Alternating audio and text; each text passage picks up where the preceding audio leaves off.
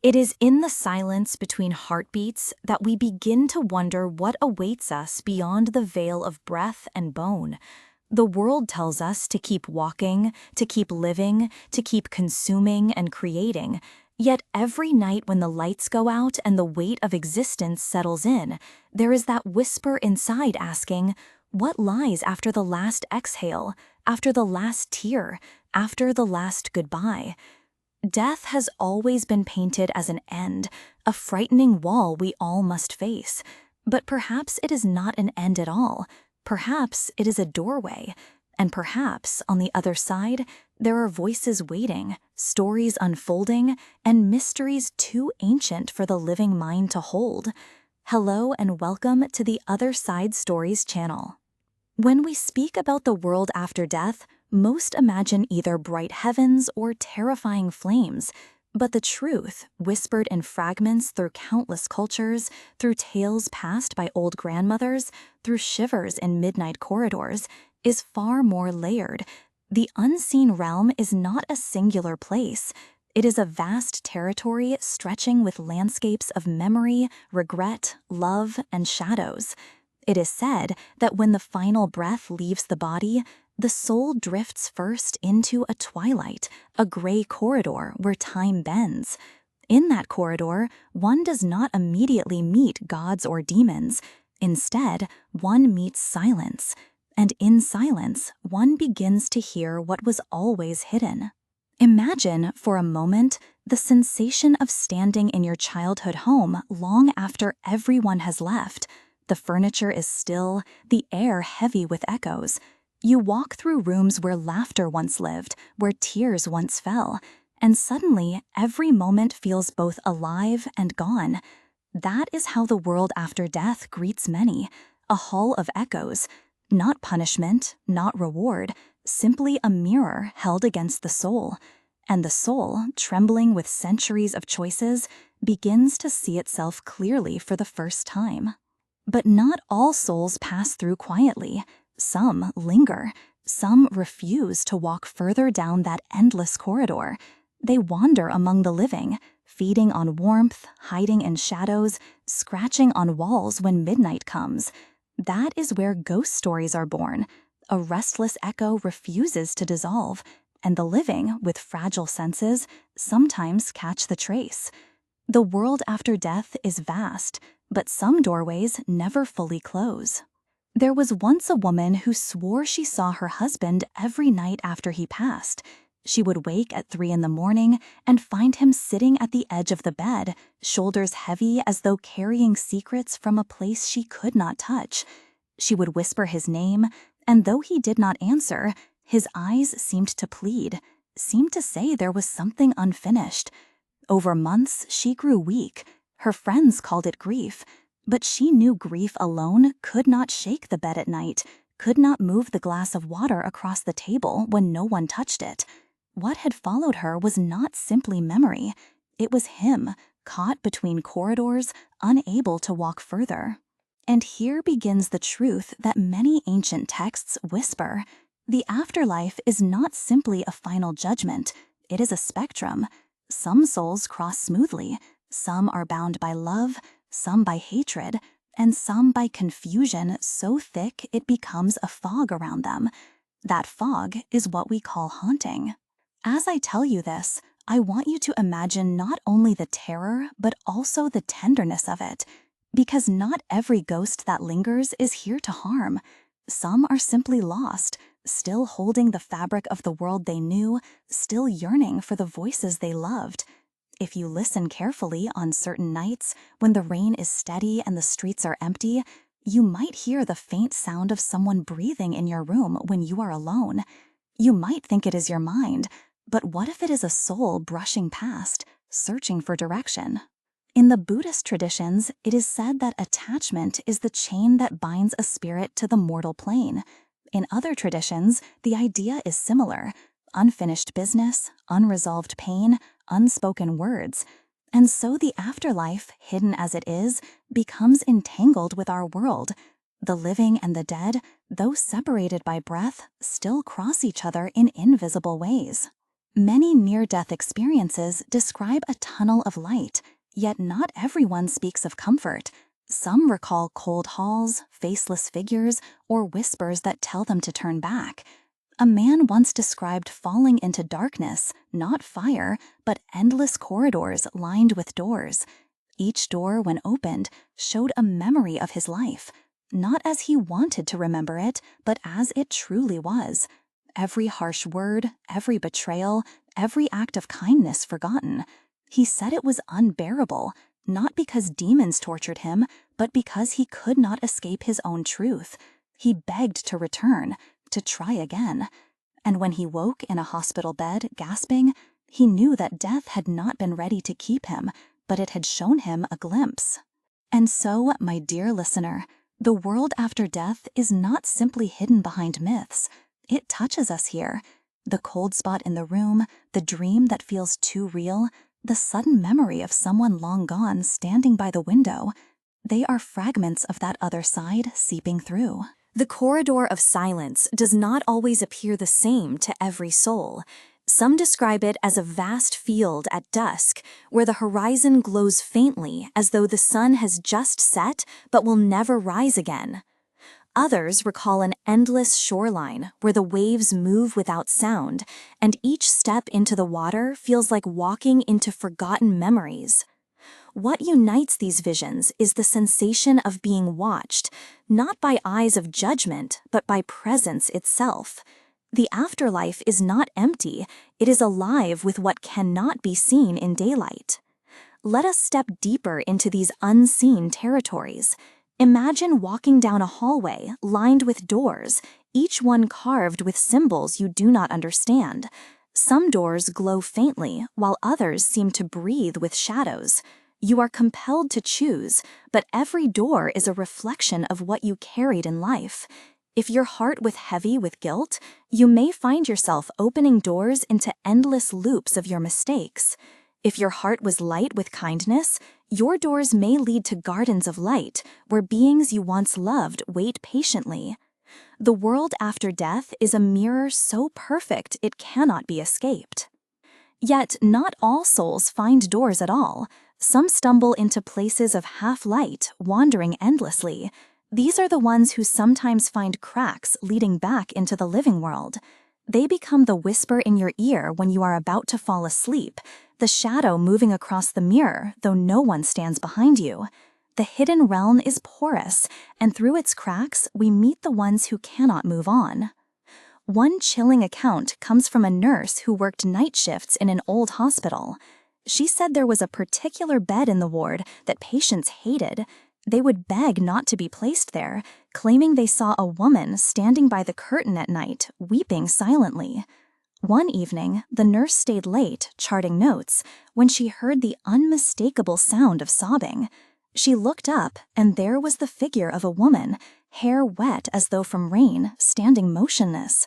Her eyes were wide with sorrow, and when the nurse whispered a prayer, the figure dissolved like smoke. Later, the staff discovered that years ago, a young woman had died in childbirth in that very bed. Her grief had tethered her, and even decades later, she still walked the halls. What this story tells us is that the afterlife is layered. At the deepest layers, perhaps there are places we cannot yet imagine, but at the surface, there are echoes, and echoes do not fade as quickly as we hope. Different cultures name these echoes differently. In Mexico, spirits return during Dia de los Muertos to feast with their families. In Japan, Obon is the festival when lanterns guide ancestors home for a brief visit. In Thai villages, stories of hungry ghosts, pretas, describe spirits whose unfulfilled cravings become torment. In Ireland, Samhain marks the thinning of the veil, when spirits walk freely. Across the world, humanity agrees on one thing: the dead are not gone. They are hidden, waiting, and sometimes they return. But what of those who cross fully to the other side? Are they freed from all this longing? Many mystics describe realms of astonishing beauty, where the soul becomes weightless, where there are no clocks, no hunger, no boundaries. One monk described it as the taste of pure being. Yet even in those realms, one truth remains: there is no escape from one's own heart. The light embraces, but it does not erase. The kindness you carried becomes your wings. The cruelty you hid becomes your chains. And then there are the darker reports. A man in rural England claimed that during a near-death experience, he was dragged down into a cavern where countless figures sat in silence, eyes empty, lips unmoving.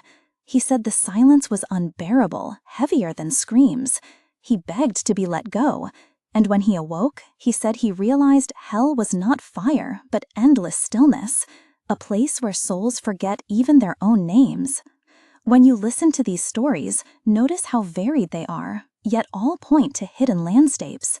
The afterlife is not uniform. It bends to the weight of the soul. It mirrors the shape of memory. It reflects desire and fear alike.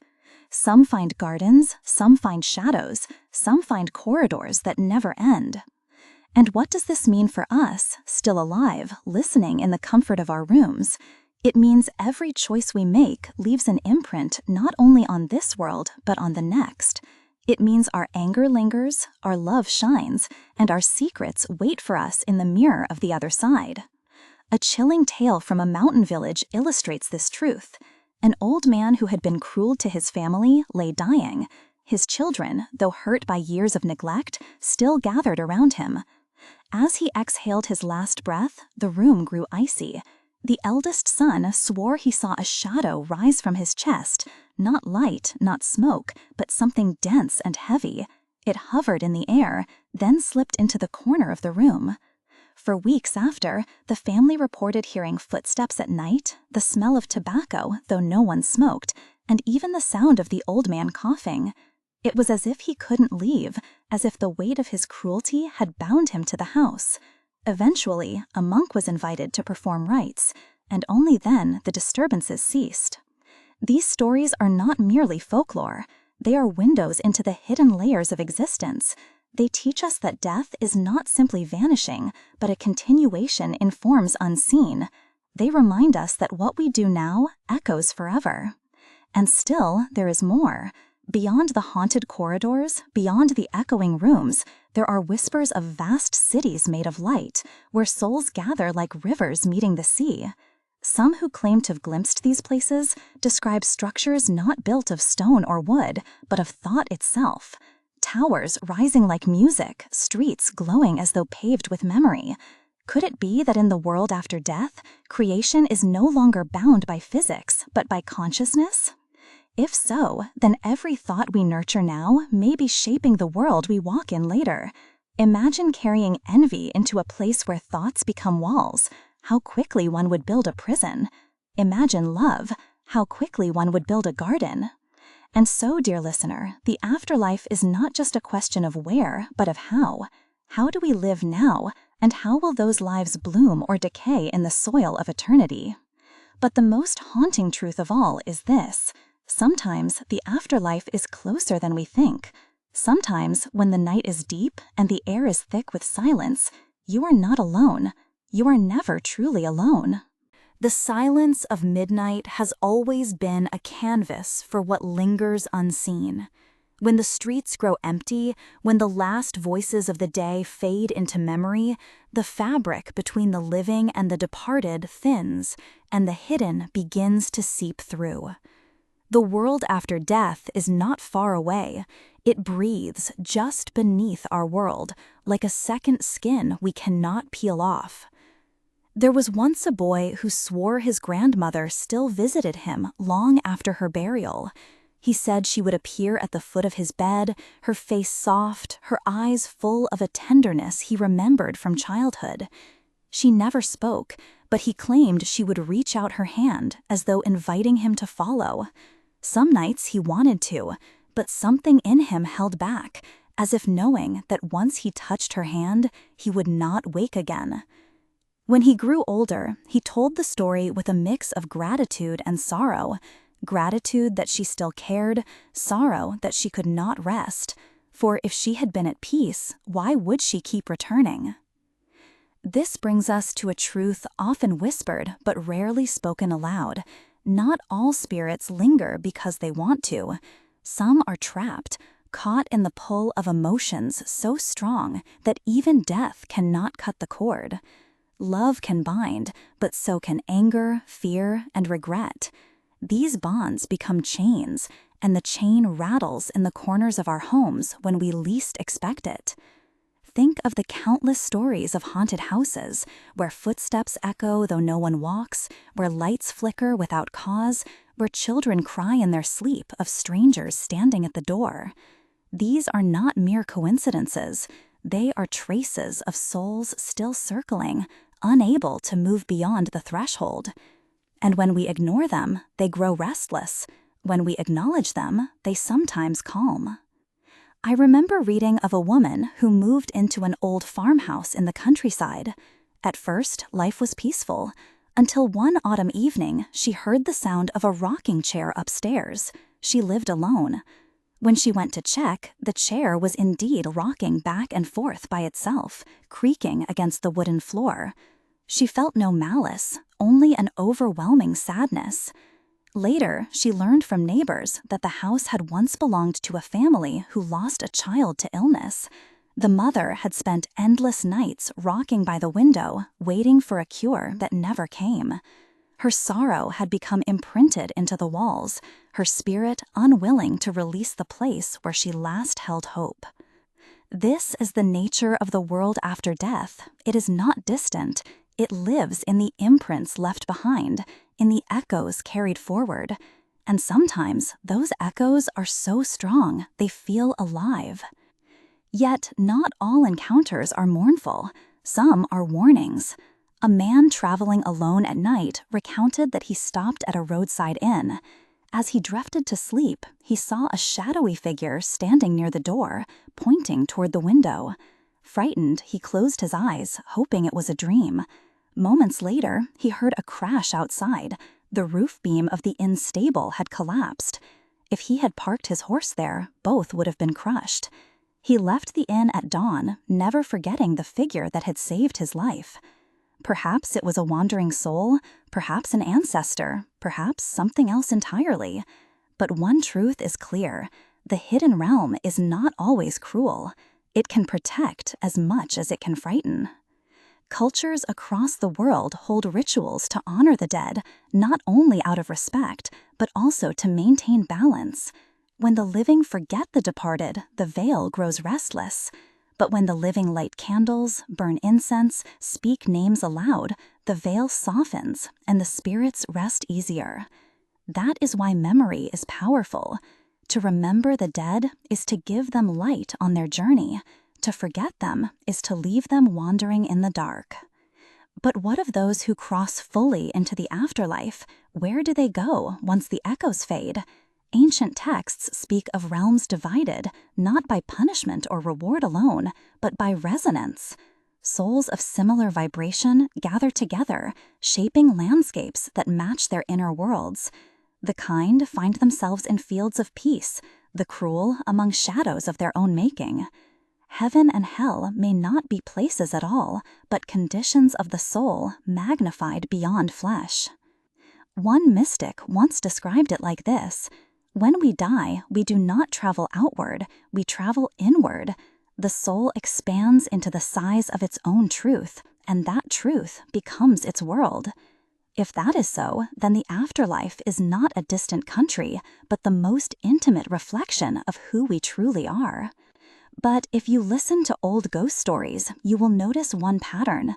Those who linger most are the ones who denied their truth in life.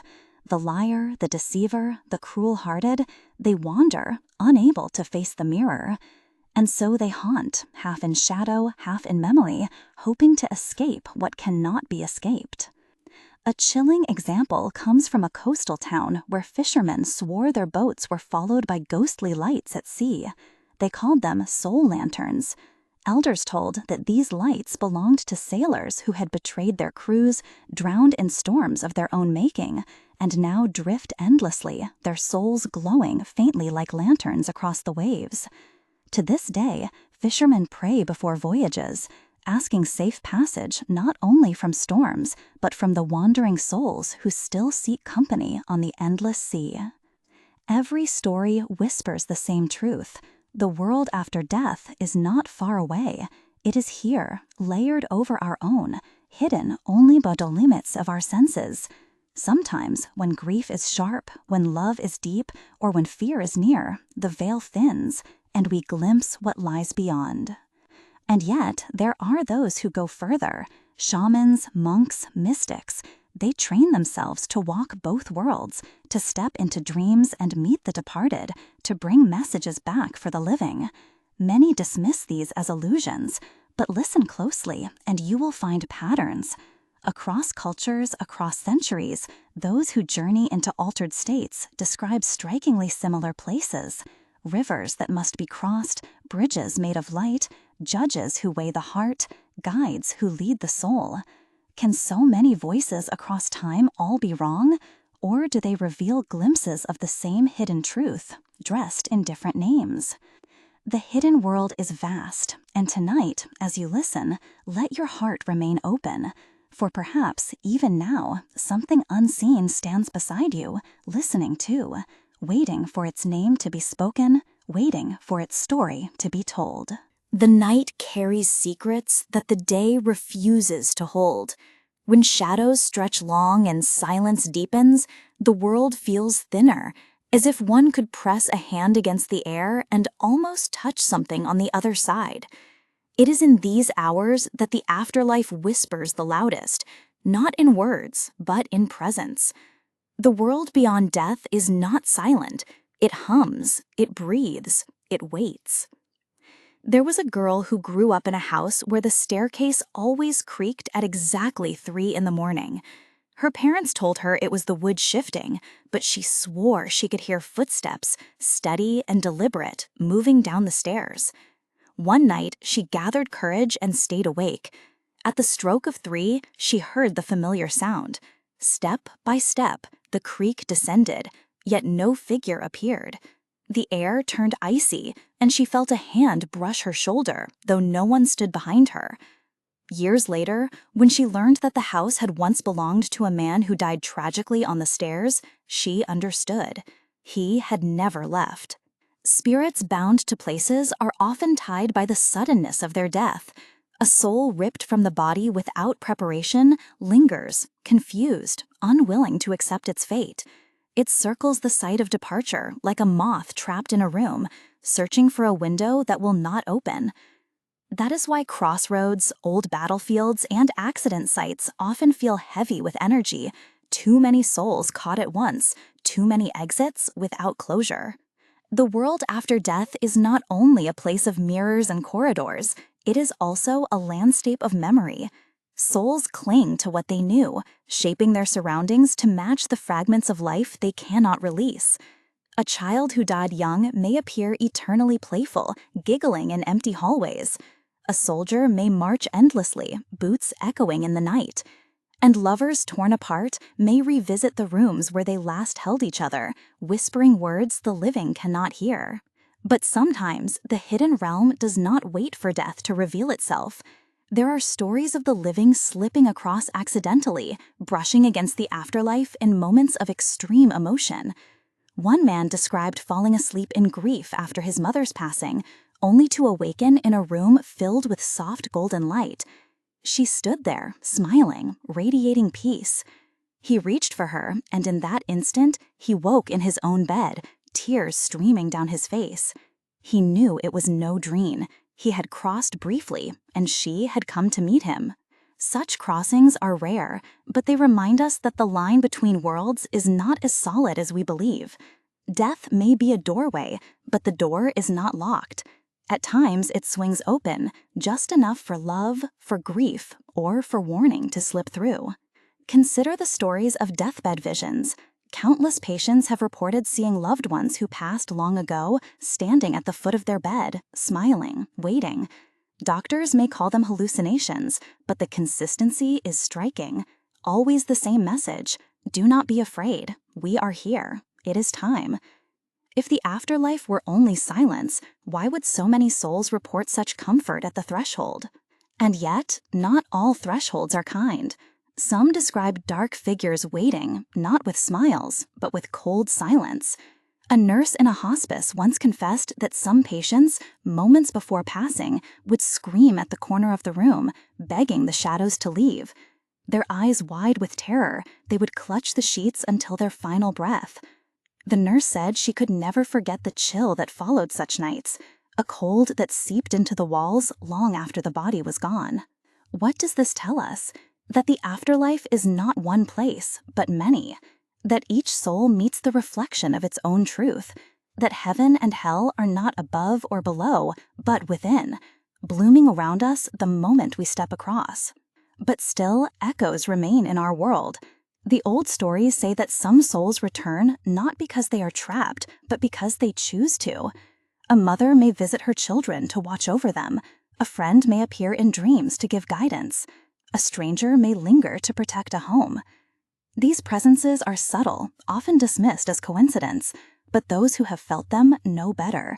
They know the warmth of a hand in the air, the sudden scent of perfume, the flicker of a light at just the right moment. The living are not blind, we are only distracted. If we learned to still our minds, to listen beyond the noise of the world, we would sense them more clearly. Meditation, prayer, silence, these open the channels. That is why ancient traditions encourage such practices, not only to calm the mind, but to align it with the hidden realm that is always just beside us. There is a legend told in a northern village about a woman who would sit by her window every night, speaking softly into the dark. When asked who she spoke to, she replied, "My husband, who never returned from war." Neighbors thought her mad, but one winter, when she passed away quietly in her sleep, villagers claimed they saw two figures walking hand in hand down the snowy road at dawn. The woman and a soldier, finally reunited, fading together into the mist. These stories are not merely fantasies. They are reminders that love does not end with breath, that the bonds we weave continue beyond the grave, and that perhaps the hidden world is not only a place of shadows, but also of reunions. Still, mysteries abound. What of those who speak of reincarnation, of souls returning not as echoes, but as new lives? If this is true, then the afterlife is not an endless stay, but a passageway. Some souls may linger, some may rest, some may return. A child born with memories of another life, a scar that matches a wound from long ago, a fear that cannot be explained, these may be hints that the soul has walked many paths, wearing many faces. And if that is so, then what is haunting? Could it be that not all of the soul crosses at once? Perhaps fragments remain, tied to places or moments, while the greater self moves forward. Perhaps ghosts are not entire beings, but echoes left behind, while the soul itself journeys onward. The world after death is too vast for certainty, but the patterns speak. Echoes in houses, visions at deathbeds, dreams that feel more real than waking, all point to the same truth. We are not alone, and we never truly end. And so, dear listener, when you walk through dark hallways at night, when you feel the brush of unseen fingers, when you dream of those long gone, do not dismiss it. For the world after death is closer than you think, waiting just beyond the veil of silence. There is a strange quiet that follows a funeral, a silence deeper than the mourning itself. The living gather, they cry, they remember, and then they disperse. But for the soul that has just crossed, the departure is not so simple. The world of the living still echoes in their being, and the world of the dead has not yet become familiar. This is the liminal space, the borderland, where many spirits linger. It is said that during the first 49 days after death, the soul wanders closest to those it loved, watching, waiting, trying to understand what has changed. Many families around the world keep candles burning, prayers whispered, offerings made, not only for respect, but to guide the wandering one through this passage. Imagine a man who spent his whole life working tirelessly for his family. He leaves behind children, a wife, and memories stitched into every corner of the home. On his first night beyond the body, he finds himself standing in the very room he once called his own. He watches his wife weep quietly on the bed, sees his children asleep in grief. He reaches out to touch them, but his hand passes through. Panic rises, sorrow deepens, and he realizes he has crossed into the hidden. Yet he cannot leave. Love binds him, memory binds him, and so he lingers until slowly the bonds loosen. Only when he is ready does he hear the call of light or the echo of a guide leading him further. This is why many cultures believe the soul must be comforted, reminded, and guided. Without guidance, confusion breeds haunting. With guidance, peace becomes possible. But not every soul accepts the call. Some resist fiercely. Some cling to anger or fear. In such cases, the afterlife becomes not a doorway, but a trap. Stories of restless spirits are filled with this resistance. The murdered who seek justice, the betrayed who thirst for vengeance, the frightened who refuse to step into the unknown. They remain, half shadow, half memory, whispering their unrest to anyone sensitive enough to hear. Take the tale of the old innkeeper. Travelers once complained of cold drafts and voices whispering in empty rooms. Some even swore they saw a man in tattered clothes wandering the halls, his face etched with bitterness. When the inn was eventually abandoned, locals revealed its history. The innkeeper had been killed by thieves long ago, robbed of his savings and left to die alone in the cellar. His spirit, twisted with rage and betrayal, had never crossed. For decades he roamed his inn, frightening guests, until the building itself decayed into ruin. They say even now, on stormy nights, if one walks by the ruins, the faint sound of footsteps can be heard within. What is remarkable is not only the persistence of such stories, but the similarity across cultures. Whether in Asia, Europe, Africa, or the Americas, the patterns remain. Spirits tied to places, to deaths unjust, to love unfulfilled. This universal thread suggests something deeper than imagination. It suggests truth. And then there are the guardians, the figures who appear not to haunt, but to guide. Many people report dreams of deceased loved ones, appearing not to frighten, to comfort, to give warnings, to pass on messages. A woman once dreamed of her father, who told her gently to check the wiring in her kitchen. Days later, an electrician confirmed a dangerous fault that could have caused a fire. Was it coincidence? Or was her father, from the hidden side, still watching, still protecting? Such tales remind us that the afterlife is not one single thing. It is not only a place of fear, but also a place of connection. It is a continuation of love, a reminder that bonds forged in life do not dissolve in death. Yet there are darker truths still. Some traditions speak of spirits that are not remnants of human souls, but entities older, stranger, feeding on fear. They linger in abandoned houses, in forests at night, in the corners of rooms where shadows gather. They do not belong to us, and yet they watch us. Could it be that the afterlife is populated not only by human echoes, but by other beings, other forms of existence that share the hidden realm with us? If so, then death does not only reunite us with loved ones, but opens doors to encounters far beyond what we can imagine. A story from a remote village tells of a house where children often fell sick. Families moved in only to move out again, claiming that the house was cursed. One man, curious and bold, decided to stay and investigate. On his first night, he awoke to the sound of heavy breathing beside his bed. When he lit a lamp, there was nothing. The next night, the breathing returned, louder, closer. On the third night, he woke paralyzed, unable to move, as a shadow with no face leaned over him. He prayed with all his strength, and at last the weight lifted. At dawn, he fled the house and never returned. Locals said it was not a ghost, but an ancient presence, one that had dwelt in that land long before the house was built. His spirit, twisted with rage and betrayal, had never crossed. For decades, he roamed his inn, frightening guests, until the building itself decayed into ruin. They say even now, on stormy nights, if one walks by the ruins, the faint sound of footsteps can be heard within. What is remarkable is not only the persistence of such stories, but the similarity across cultures.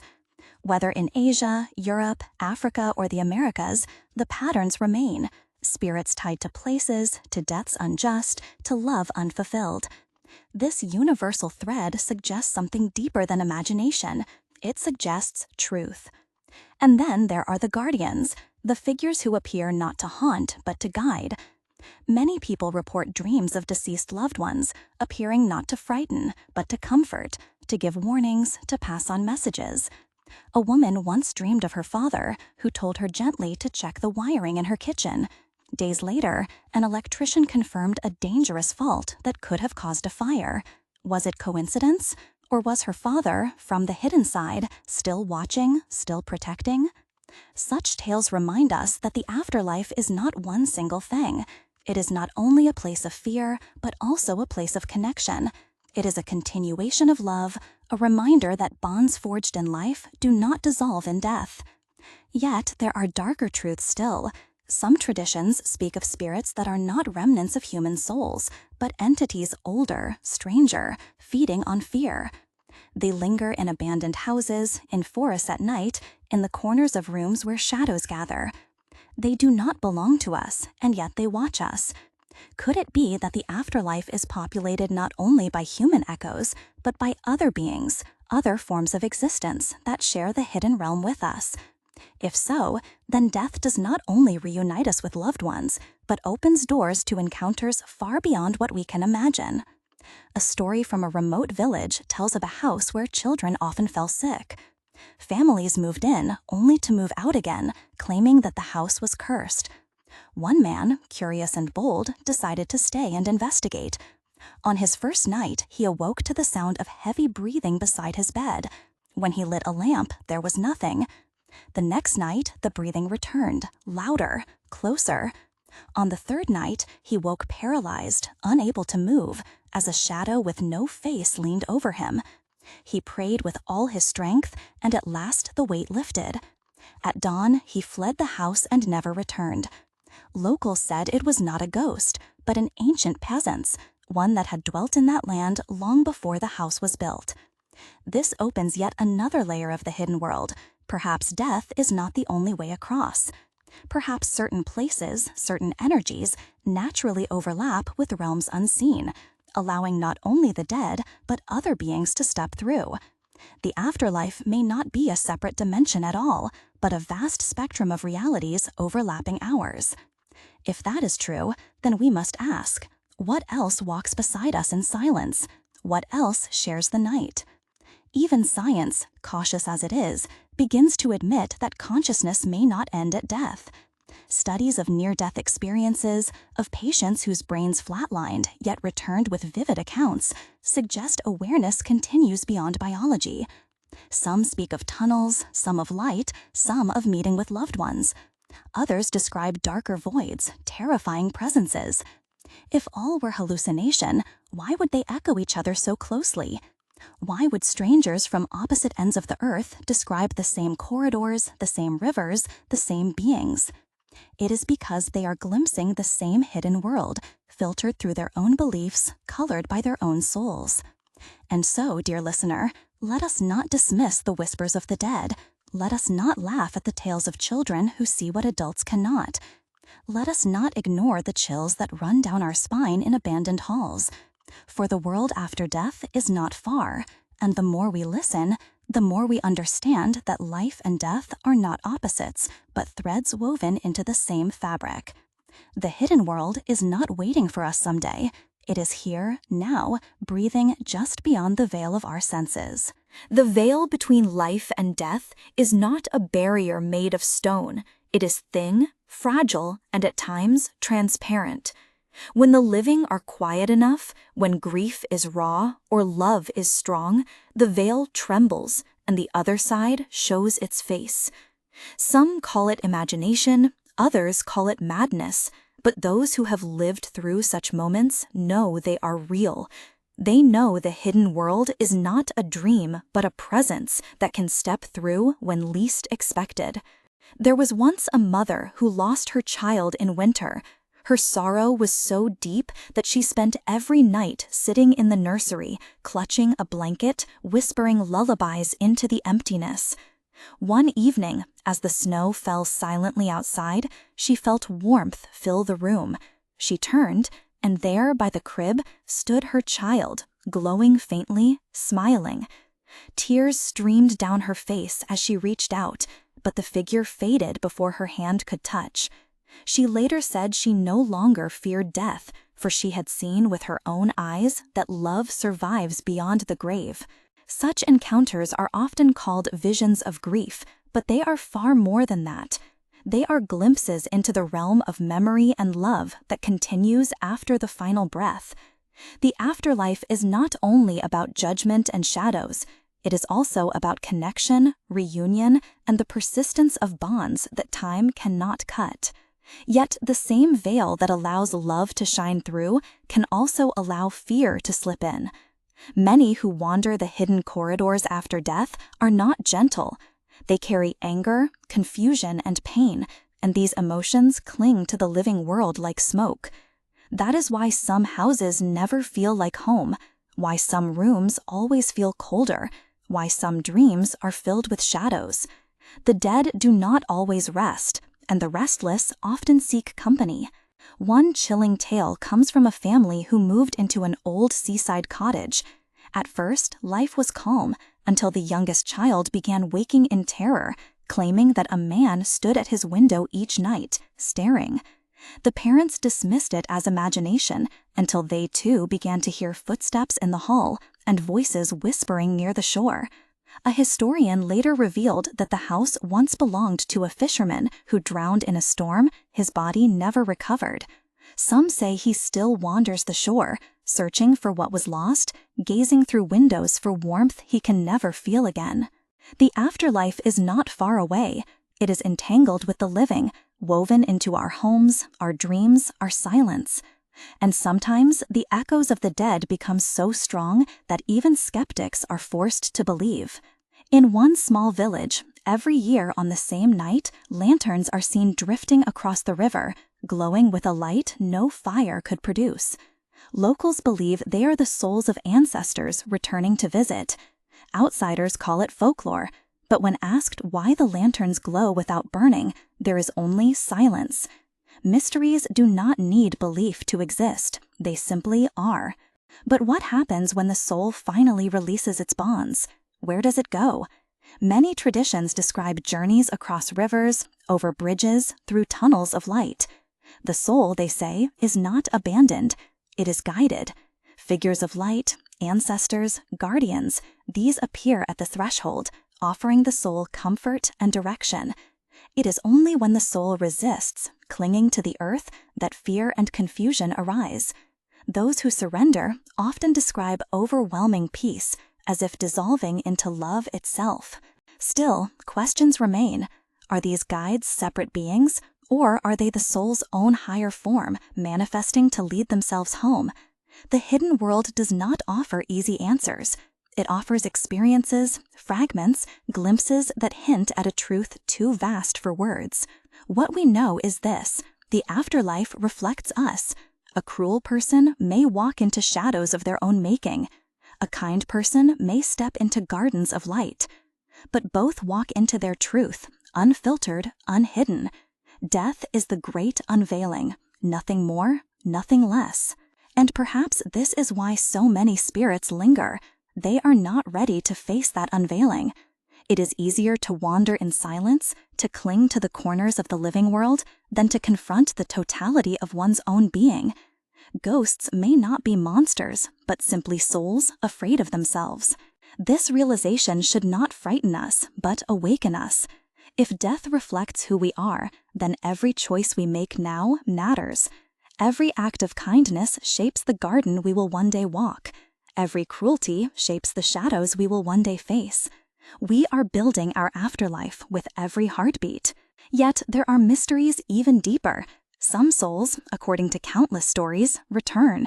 Reincarnation, rebirth, the wheel of lives, it appears in nearly every culture. A child who speaks of places they have never seen, who remembers names they never learned, who fears deaths they never suffered, such children remind us that the afterlife may not be a final resting place, but a cycle. Some return quickly, some after centuries, some carrying fragments of memory that slip through the veil. One boy in a mountain village stunned his family when he described in detail a town he had never visited. He spoke of streets, rivers, even names of people. When the family traveled to the town, every detail matched. The boy even led them to a grave, claiming it was his in a previous life. The headstone bore the name he had spoken. Such stories are too many, too consistent to dismiss as coincidence. They are reminders that the hidden world is not only about endings, but beginnings as well. And so, we see the afterlife not as a line, but as a circle, not as a void, but as a continuum. Echoes linger, bonds remain, cycles turn, and the hidden realm breathes alongside us, shaping us as we shape it. Dear listener, the world after death is not a distant dream. It is here, always near, waiting in the silence, watching in the shadows, whispering in our dreams. When you close your eyes tonight, when you drift into sleep, perhaps you too will feel it. A hand brushing past, a voice calling your name, a light beyond the dark. And when you do, remember this: the hidden is never far. It is with us always. There are nights when the veil feels so thin you could almost reach across it with your fingertips. Nights when the moon hangs low, the wind stills, and the silence of the world presses in as though holding its breath. In such moments, the hidden realm does not feel distant. It feels layered directly over our own, like a second skin. To the sensitive, to the grieving, to the watchful, these moments become encounters, and the living are reminded that the dead are not gone, they are near. A traveler once told the story of passing through a remote village where an old bridge crossed a river. Locals warned him never to walk there after midnight, but curiosity overcame him. As he stood on the bridge beneath the pale moonlight, he felt a sudden chill sweep over him. From the mist rising off the water, figures appeared, men and women dressed in ancient clothes, walking silently across the bridge. Their eyes did not meet his, their footsteps made no sound. They crossed and vanished into the forest beyond.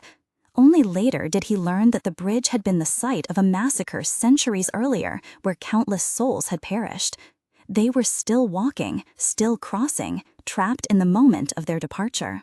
Stories like this remind us that the afterlife does not always flow forward. Some souls become caught in loops, reliving their last moments endlessly. They do not even know they are gone.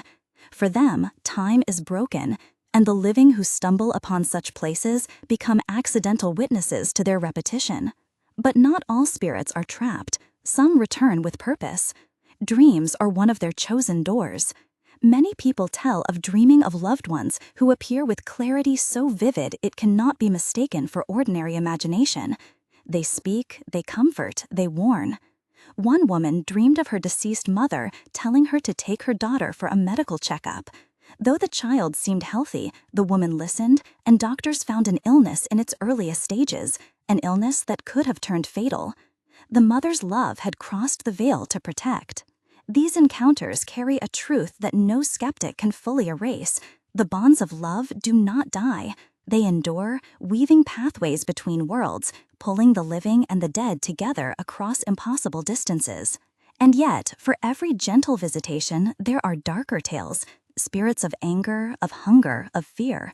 They linger not to guide, but to consume. A young man living alone once claimed that every night he felt pressure on his chest as he slept, as if something unseen sat upon him. He would wake gasping, paralyzed, unable to cry out. When he finally moved out of the apartment, the terror ceased. Later, he learned that the previous tenant had taken his own life in that very room. Some say such deaths leave behind fragments of despair, and those fragments attach to the living like vines. This brings us to another layer of the hidden realm. Not all hauntings are conscious spirits. Some are impressions, energies imprinted into places by powerful emotions. A battlefield soaked in terror, a hospital room heavy with grief, a prison cell echoing with rage. These places hold memories so strong they replay themselves, like a broken record. To the sensitive, these places feel unbearable. To others, they feel merely unsettling. But whether or not we understand, the truth remains. The walls remember. The earth remembers. And sometimes those memories reach out. In a ruined castle in Europe, tourists often report hearing the clash of swords, the cries of soldiers, though the halls are empty. Skeptics say it is the imagination stirred by history. But why do so many visitors hear the same sounds in the same places, describing them in the same way? Because the moment of death has stained the very stones. The afterlife is not only within us, it is etched into the world itself. There is another mystery worth noting: the guides. Nearly every culture speaks of beings who appear at the moment of death to escort the soul. They may be ancestors, angels, deities, or figures of light. Their role is always the same: to ease the crossing, to prevent the soul from becoming lost. Those who see them describe overwhelming peace, even joy. But there are also tales of darker escorts, shadowy figures waiting to seize the fearful, dragging them into cold corridors. Are these punishments, or are they merely reflections of the soul's own shadows? The answer may lie in the heart itself. A dying man once whispered that he saw two figures at his bedside, one glowing with gentle light, the other cloaked in shadow. He said both reached for him, and he felt himself torn between them. With his last breath, he prayed for forgiveness. His family swore they saw his face soften, his body relax, as though he had chosen the light. Perhaps the afterlife is not predetermined, but chosen in those final moments. Perhaps even at the threshold, we decide which guide to follow. What then of those who refuse to go at all? They linger, becoming the voices in the walls, the shadows in the mirrors, the chill in the night. They wait, not out of malice, but out of fear. And sometimes they find ways to draw the living closer, to drag them into their confusion. That is why caution is always advised when dabbling with the unseen. To open doors is to risk not knowing who or what will walk through. Yet, curiosity has always driven humanity to peer beyond the veil. Seances, mediums, rituals, they are all attempts to bridge the worlds. Some succeed, some deceive, some bring terror instead of comfort. But all are rooted in the same yearning: the desire to know what lies beyond, the desire to feel that our loved ones are not truly gone. And perhaps they are not. Perhaps they wait in the silence, watching, listening, hoping to be remembered. Perhaps every whisper we hear, every shadow we glimpse, every dream we recall is their way of saying, "We are still here." So, when you walk alone at night, when you feel that prickle at the back of your neck, when you hear a soft voice calling your name though no one is near, do not dismiss it too quickly. The world after death is not far away.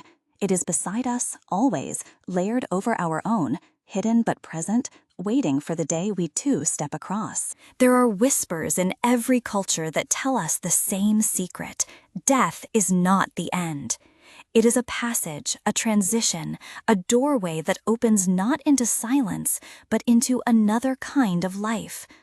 When the body falls away, the essence remains, carrying memory, emotion, and truth.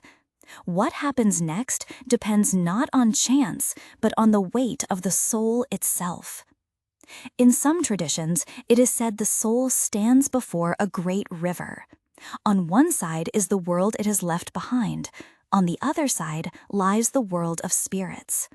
A bridge appears, sometimes strong and glowing, sometimes fragile and trembling. Those who lived with kindness see the bridge shine, steady and safe. Those who carried cruelty and regret see the bridge crack, breaking beneath their steps. In the end, each soul crosses by the strength of its own heart. But what of those who cannot cross? They remain on the banks, wandering endlessly, staring across the water at what they cannot reach.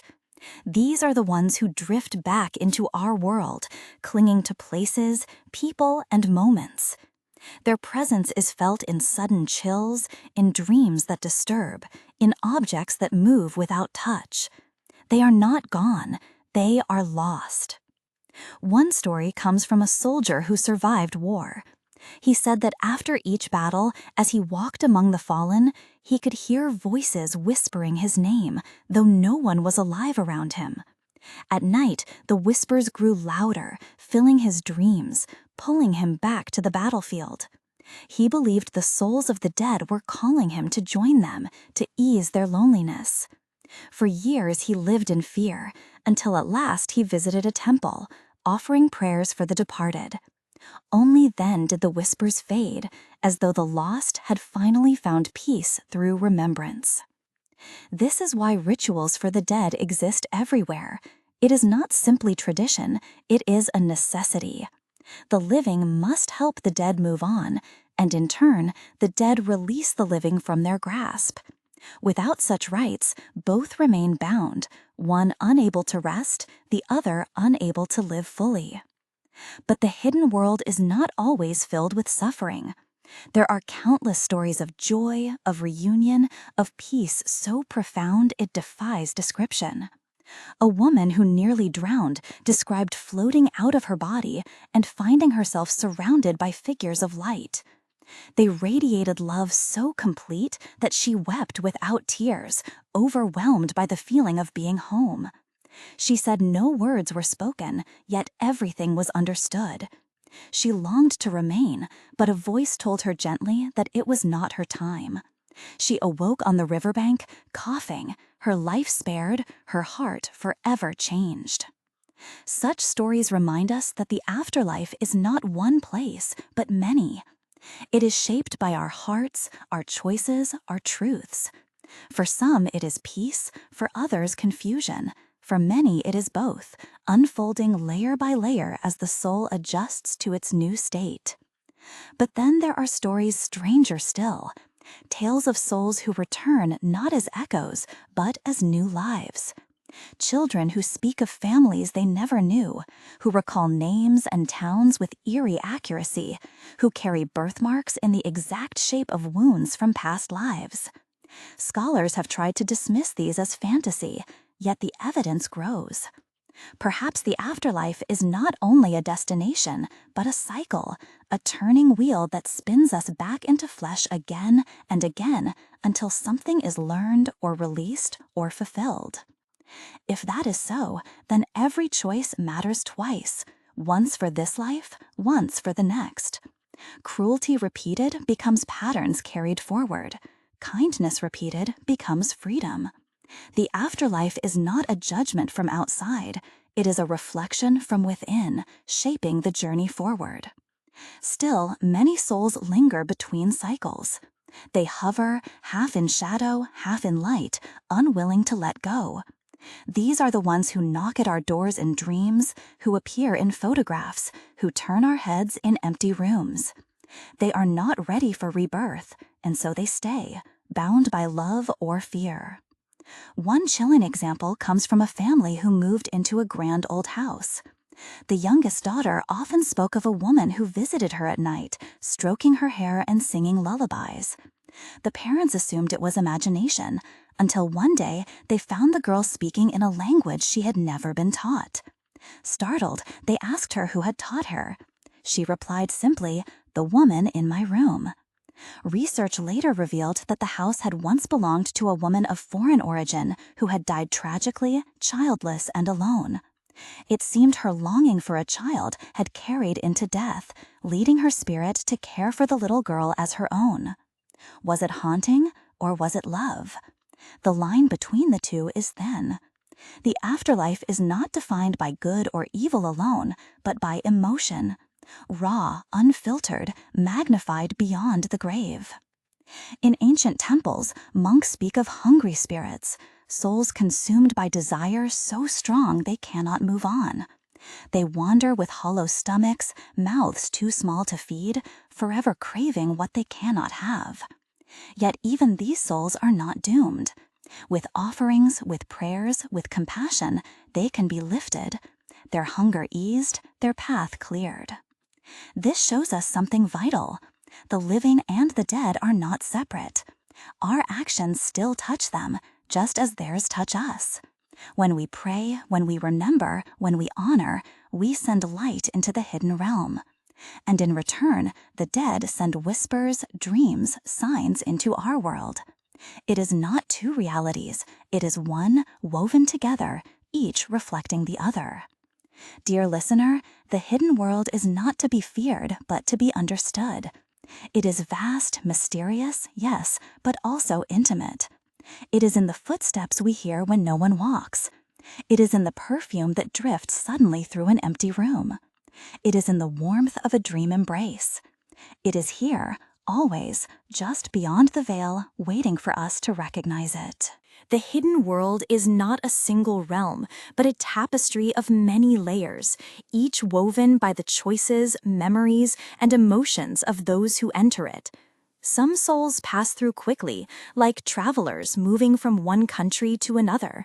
Others linger for years, even centuries, trapped in places familiar yet forever changed.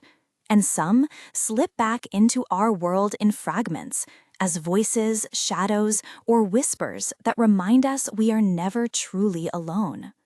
There was once a farmer who lived on the edge of a quiet village. After his death, neighbors began to notice strange happenings in his barn. Tools moved by themselves, animals refused to enter, and sometimes, late at night, a figure could be seen standing at the door, watching the fields. People said he had worked so tirelessly that even after death, his spirit could not abandon the land he had tended all his life. Some called it devotion, others called it obsession. Either way, his presence lingered, bound by the soil beneath his feet. Stories like this raise a haunting question. Do we own our lives, or do our lives own us? If we cling too tightly, do we risk chaining ourselves to the earth even after death? The hidden world seems to suggest so. Souls bound by unfinished work, by regrets, by desires, they remain close, unwilling to release what they cannot take with them. But not all lingering is sorrowful. In one family's home, every winter on the anniversary of their grandmother's passing, the smell of her cooking filled the kitchen, though no one stood at the stove. The scent of spices, the warmth of bread baking, so vivid that even guests noticed it. For the family, it was not haunting, but comfort. They believed she returned each year to remind them that love continues, that family never truly leaves. These gentle hauntings remind us that the afterlife is not always frightening. Sometimes it is tender, filled with echoes of kindness that cross the veil to embrace us. Yet darker encounters also persist. A traveler staying in a countryside inn awoke in the night to find a figure at the foot of his bed. Pale and silent, its eyes hollow. Frozen with fear, he could not move until dawn. When he told the innkeeper, she nodded gravely and explained that long ago, a man had died violently in that very room. She admitted she never entered after dark, for she too had seen him, standing just as the traveler described. In places heavy with suffering, the echoes can grow strong, replaying themselves to anyone who enters. This brings us to a profound realization. The afterlife is not separate from the living world. It overlaps, it bleeds through, it marks places with memory. When you step into an old house, when you walk across a battlefield, when you stand at the site of tragedy, you are not merely standing on ground. You are standing in layers of memory, still alive, still echoing. And sometimes those echoes try to speak. Consider the countless accounts of electronic voices captured in recordings, words whispered faintly through static. Ghost hunters call them EVPs, electronic voice phenomena. Some are meaningless noise, but others form words, phrases, even names. Are these the voices of the dead, reaching across technology to make themselves heard? Or are they remnants of energy, impressions of speech caught in the air? Whatever the cause, the consistency is undeniable. The dead, it seems, are not silent. They are trying to be heard. But what message are they sending? Some plead for help, some express confusion, some simply say hello.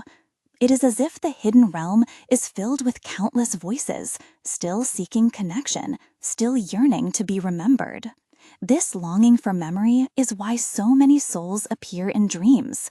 The dream world is a space where boundaries soften, where the living and the dead can meet without fear. Dreams of the dead often feel different, more vivid, more real, carrying emotions that linger long after waking. These dreams are not simply imagination, they are visits. A father telling his daughter he is proud, a friend apologizing for past wrongs, a lover saying goodbye. In such dreams, healing takes place that words in life could never achieve. And yet, dreams also carry warnings. A man once dreamed of his late brother, urging him not to travel the next morning. Shaken, he canceled his trip. That very day, an accident occurred on the route he would have taken, claiming many lives. He believed his brother had crossed the veil to protect him. Such stories, repeated across generations, remind us that the dead are not absent. They are guardians, still walking alongside us unseen. But the hidden world is not only about connection, it is also about lessons. Many near-death experiences describe a life review, a moment where every action, every word, every choice is replayed with perfect clarity. Not as we remembered it, but as it truly was.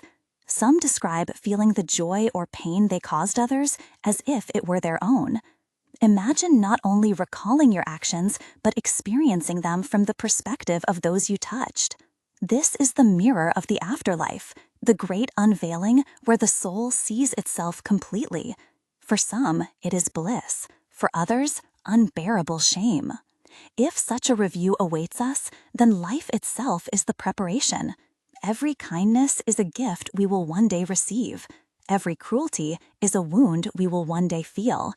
Death does not erase, it reveals. This is why the stories of spirits matter.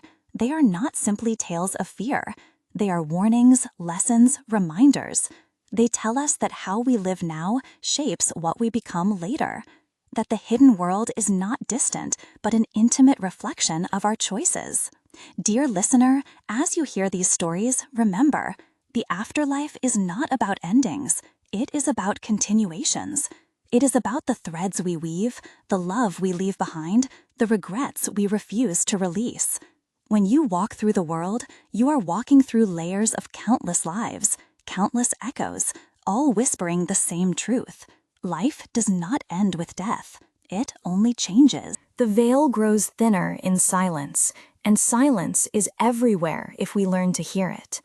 Beneath the rush of the living world, beneath the hum of machines and voices, there is a constant presence, the breath of the unseen. The world after death does not wait for us only at the end of our days. It is woven into every moment of our lives, pressing gently against the edges of our perception. There was once a teacher who spoke of hearing her mother's voice every time she faced despair. Though her mother had passed years earlier, the voice came clearly, urging her onward, guiding her decisions. She kept it secret, fearing ridicule, until one day her daughter confessed that she too sometimes heard a grandmother's voice, soft and loving, in moments of fear. Perhaps what we call intuition is not only the whisper of our own minds, but the presence of those who still walk with us from beyond. Such experiences reveal that the afterlife is not bound by distance. Love travels effortlessly, slipping through the cracks of the veil to reach us wherever we are. For the soul, space means little, connection means everything. But not all presences are comforting. There are times when darkness presses close, when rooms grow colder, when shadows seem to shift on their own. These are the moments when restless spirits draw near, not out of malice alone, but because they crave recognition. Imagine being unseen, unheard, forgotten. Would you not reach out in any way possible, even if it frightened those you touched? A family once moved into a house where the youngest child constantly complained of someone standing in the hallway at night. The parents ignored it until they too began hearing footsteps and voices when no one was there. At last, they brought in an elder who performed rites, speaking aloud to the unseen presence, acknowledging its pain, offering prayers. The disturbances faded, as if the spirit had finally been given the respect it sought. Sometimes all the dead want is to be remembered. Memory is the bridge between worlds. The living remember, and the dead find peace. The living forget, and the dead linger in silence, knocking louder and louder until someone listens. This is why names matter. To speak a name is to give life again, even across death. To forget is to bury twice. But what of those who cannot rest because their deaths were violent or unjust? Their stories are the most chilling of all.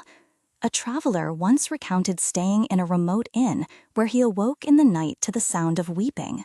He opened his door to see a woman in torn clothing, her face pale, her eyes hollow.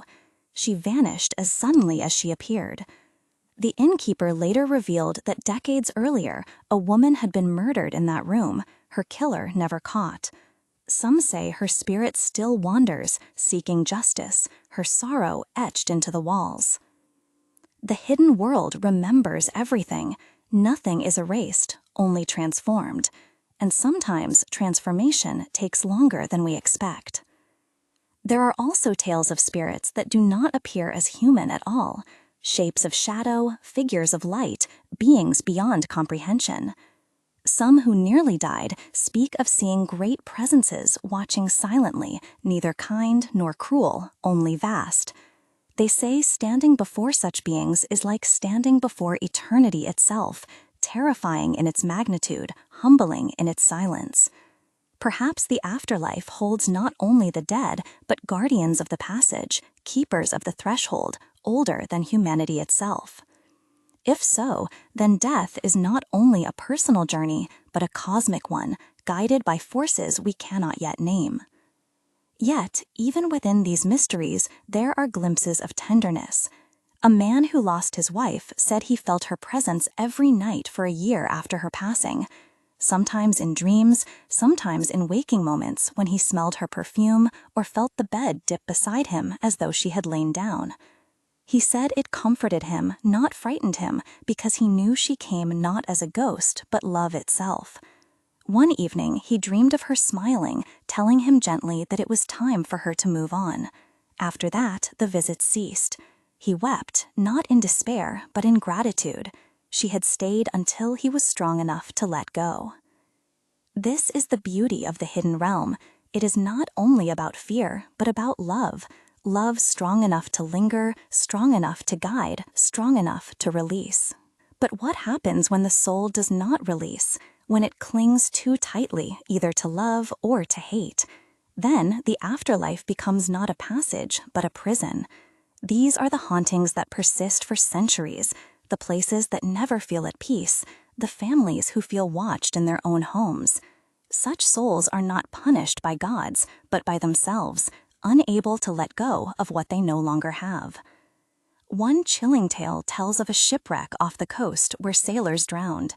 Fishermen say that even now on stormy nights, lights move across the waves, as if lanterns were carried by invisible hands. They call them soul lights, believing the sailors still wander the sea, searching for shore they will never reach. Their devotion to survival became their chain. And yet, prayers are said to calm the waters, offerings are cast into the sea, and sometimes the lights fade. Perhaps compassion is the key, not only for the living, but for the dead. To care, to remember, to release. Dear listener, every story we share is a reminder that death is not an ending, but a continuation, shaped by memory, emotion, and choice. The afterlife is not hidden to punish us. It is hidden because it is too vast for eyes that are still tied to earth. But it waits, patient, always near, showing itself in glimpses, in whispers, in dreams. So the next time you feel a chill, the next time you dream too vividly, the next time you hear your name called when no one is there, pause, listen, for it may be the hidden world brushing against yours, reminding you that we are never truly alone, not in life and not in death. There are places in this world where the veil feels so fragile it nearly dissolves. Old temples, forgotten graveyards, desolate roads at night all carry a weight that presses on the living. In such places, people say they hear voices when the wind is still, see faces in the flicker of candlelight, or feel unseen hands brushing against them. These are not tricks of the mind. They are reminders that the hidden world is layered upon ours, pressing close, waiting to be acknowledged. A traveler once visited a ruined monastery. As he wandered the silent halls, he felt a strange heaviness settle over him. He swore he could hear chanting echoing faintly, though the building had been abandoned for centuries. Later, locals told him that monks had been massacred there during a war, their final prayers etched so deeply into the walls that they still sang through time. Such places remind us that sound, sorrow, and devotion can imprint themselves upon stone, surviving long after bodies have fallen. The afterlife is not bound by time as we know it. For souls caught in tragedy, moments stretch endlessly. What was a single instant of violence to the living becomes an eternity to the departed. They remain suspended, replaying the same moments until compassion or ritual releases them. This is why prayers, chants, and ceremonies exist, to cut through those loops, to guide the lost out of their prisons of memory. But not all loops are sorrowful. Sometimes they are acts of love. In one home, a family reported that every evening at dusk, the sound of a rocking chair echoed softly in the attic. When they investigated, they found nothing but dust. Yet the sound persisted, gentle and rhythmic. Later, they discovered that the house once belonged to a woman who spent her evenings rocking her child to sleep. Her devotion had become so strong that even after death, the rhythm of her love carried on, soothing anyone who listened. These echoes teach us that the afterlife is not far. It is inside the fabric of our world, woven into sound, memory, and space. But what of the souls who cross fully? Where do they go once the echoes fade? Ancient traditions tell us of luminous fields, rivers of light, cities not built of stone but of thought itself. Some describe vast libraries where every memory of every soul is kept. Others speak of gardens where time does not flow, only peace. These visions differ in detail but not in essence. They all describe a realm of awareness beyond body, beyond sorrow. And yet, the living still feel their touch. Why?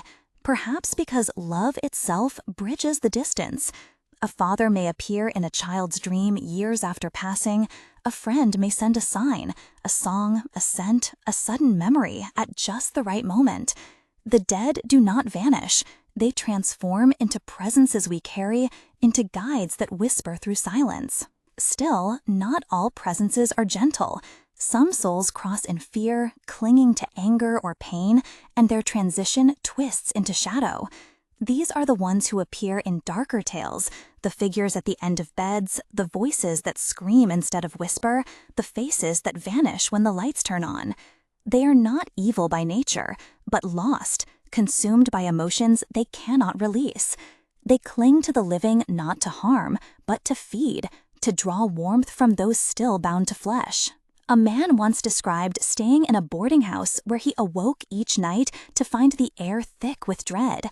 One night, he opened his eyes to see a shadow crouched in the corner, eyes glowing faintly. It did not move, yet its gaze held him frozen. He prayed silently until dawn, when the figure dissolved. Later, he learned the building had once been a prison, and the room he slept in was where executions had been carried out. The sorrow of countless deaths had attracted shadows that still lingered. This story reveals something crucial. The afterlife is not separate from place. Where death is heavy, the veil grows thin. Where love is deep, it glows brighter. The land itself becomes a mirror of the souls that passed upon it. And sometimes the veil does more than whisper. It opens. In moments of near death, people often speak of crossing a threshold. Some describe tunnels, others corridors, others rivers. But the constant is this: they meet something beyond themselves. A presence, a light, a guide. One woman said she saw her entire life as if painted on glass, every detail visible at once. She felt both joy and sorrow, both pride and regret, all in a single moment. Then she was told, gently but firmly, to return. She awoke, gasping in a hospital bed, forever changed. These experiences tell us that the afterlife is not emptiness. It is revelation.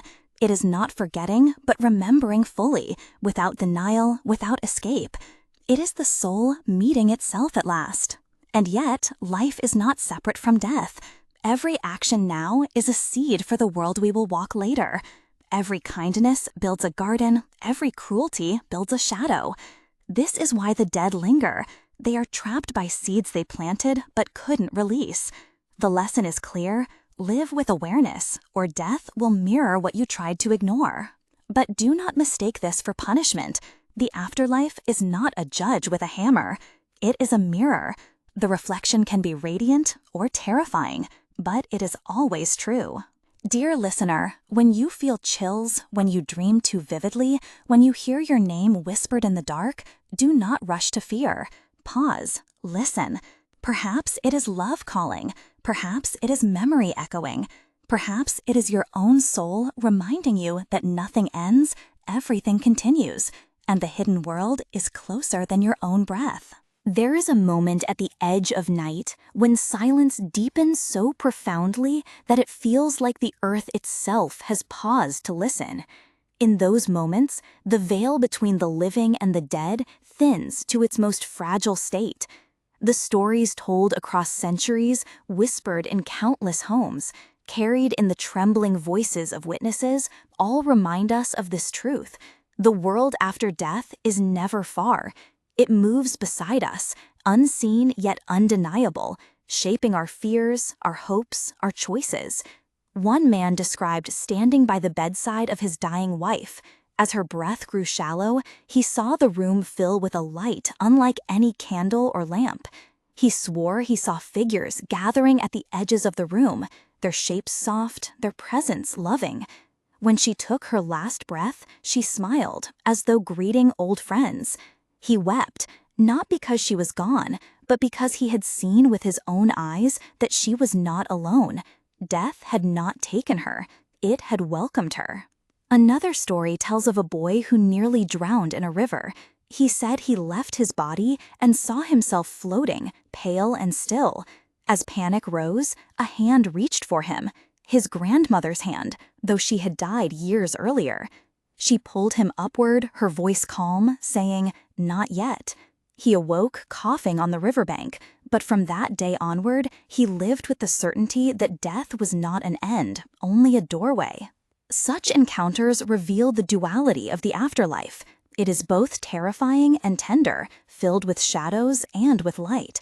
Some souls wander lost, chained by regret or anger. Others cross with peace, carried by love. Some return as whispers in our dreams, guiding, warning, comforting. Others remain as echoes in places of sorrow, replaying their final moments endlessly. But the most haunting truth is this: the afterlife is shaped not by distant gods, but by ourselves. We carry into it what we refuse to release. We build our own prisons, our own gardens, our own corridors of silence. Death does not change us, it reveals us. This is why across cultures, the living are urged to act with kindness, to forgive, to love, to live with awareness, not only for the peace of this life, but for the journey beyond. Every act leaves an imprint, and those imprints become the soil of the hidden world. Still, death is not only an end, but also a beginning. Stories of reincarnation remind us of the circle, the wheel that turns endlessly. A girl who recalls a family she never knew, a boy who speaks of battles long past, a scar that matches a wound from another life. These are fragments of the great cycle, reminders that the soul is not confined to one body, one story. We return again and again, each time shaped by what came before, each time given a chance to learn, to release, to grow. And yet, some fragments remain. Ghosts may be these remnants, pieces of the soul that cling while the greater self moves forward. That is why hauntings feel incomplete, as though the presence is both here and not here, reaching yet unable to grasp. The afterlife is layered, complex, filled with echoes and returns, a vast web we only glimpse in fragments. But even in these fragments, we find meaning. The hand we feel in the dark, the perfume that lingers, the dream that comforts, these are gifts from the hidden realm, reminders that love does not die, that connection cannot be severed, that life continues in forms beyond our comprehension. And so, dear listener, as you sit in silence, know this: the world after death is not waiting for you in some distant future. It is here, beside you, within you, woven into your breath and your heartbeat. Every step you take echoes in both worlds. Every word of kindness shines beyond the veil. Every act of cruelty darkens not only this life, but the next. You are shaping your afterlife now, in every moment. When you walk alone and feel a chill, when you dream of those long gone, when you hear your name in the silence, do not dismiss it. The hidden world is speaking. It is reminding you that life is vast, that death is not an end, that we are never truly alone. And when your final breath comes, when your eyes close and the world fades, you will see what so many before you have seen: light, shadow, love, memory, and yourself in your truest form. You will step into the continuation, into the hidden world that has always been beside you, waiting patiently for your return. And in that moment, fear will dissolve, for you will know the secret whispered through every ghost story, every dream, every shiver in the night. Death is not the end. It is the unveiling of what has always been.